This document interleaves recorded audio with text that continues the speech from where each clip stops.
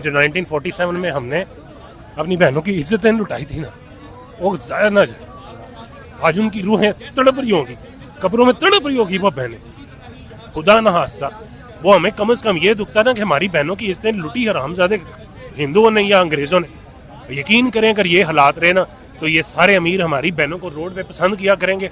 हमें जज पता क्या बोलेगा कि अपनी दूसरी बेटी बचाओ, इसका केस वापस ले लो, अपना दूसरा बेटा बचाओ। पहला बेटा मार दिया ना जिसने, वो दूसरा भी मार देगा। हमारे कोर्टों में ऐसे हो रहा है। कैवेलरी में एक ऐसा नहीं हुआ था कि एक बेटे ने अपनी बहन के लिए लड़ा, उसको मार दिया गया, कोई सबूत नहीं मिला। आखिरकार उस एक गार्ड की कमीज मिली जिसके ऊपर ब्लड लगा हुआ, फिर फंस गया। फिर उसकी माँ ने कहा था जज साहब को कि जज साहब मेरी बेटी जवान घर में बैठी हुई है, अगर मैंने यहाँ पे खड़ी ली ना वो उसको ले जाएंगे, और वो मुझे कह रहे हैं कि तेरे घर से नंगी करके लेके जाएंगे अपने घर तक। वो माँ ने कहा था कि अगर मेरी बेटी की जमानत दे सकते हो ना और मेरी सारी उम्र की जमानत दे सकते हो तो मेरा केस आगे लेके चलो। और जज साहब चुप हो गए थे, जवाब नहीं था।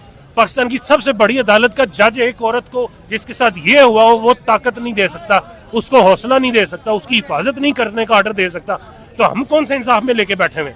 हम इनके खिलाफ लड़ सकेंगे? ये हमजा शहबाज दूसरे तीसरे, हमें नहीं याद कि इस मुल्क में कैसे मुकाबले होते हैं। मैं छोटा सा था, सुनते थे आबिद बॉक्सर और फलां मुकाबला किया, बंदा गायब। आज वो नहीं है इस बंदे की वजह से। इसलिए थोड़ी कि हमारे पास टेक्नोलॉजी आ गई है, इसलिए थोड़ी कि हमारे पास आईफोन आ गया 2-2 लाख रुपए का, इसलिए कुछ नहीं हुआ। ये सारा कुछ वही है। सिर्फ इस बंदे ने इतनी समझ दे दी है कि जो गलत करेगा उसको बोलो, कम से कम बोलो। मैं निकला हूं ना बोलने के लिए, मैं हाथ में मेरे गन तो नहीं है, लेकिन मैं बोल रहा हूँ जो मेरा ईमान कहता है, जो मेरे नबी ने तालीमात दी, जो कुरान में पढ़ा, मैं वो करने निकला हूँ। इस बंदे ने मुझे बताया कि गलत हो, कम से कम बोलो, ताकि क़यामत वाले दिन ये ना कोई बोले कि ये बुल्लू का पट्टा बड़वा चुप करके बैठा हुआ था और हमारे सामने मुल्क में ज्यादतियां हो रही थी। मैं तो कह सकूंगा ना, मेरी ये रिकॉर्डिंग आज भी आप दोगे, आप उस दिन भी गवाही दोगे कि मैंने इस बंदे को वहां पे देखा था और ये खड़ा था। बच्चे को क्यों लेके आए? इसीलिए कि आप सबको भी ये लगे कि ये गोलियां नहीं देने आया।